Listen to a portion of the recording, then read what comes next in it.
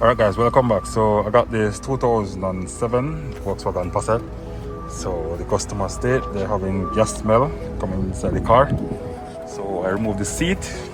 So let me show you what is going on, guys. So I removed the back seat already.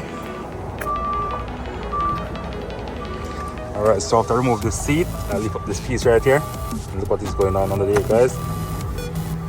See a lot just spraying right there. Go guys, so this thing definitely need a fuel pump. So if you have any same issue, guys, you can check behind the underneath the seat. Go, so you have a hook right here for the seat. So lift the front up first, then slide the back and lift the seat up. That's a good pump, guys. So that's it. Thanks for watching.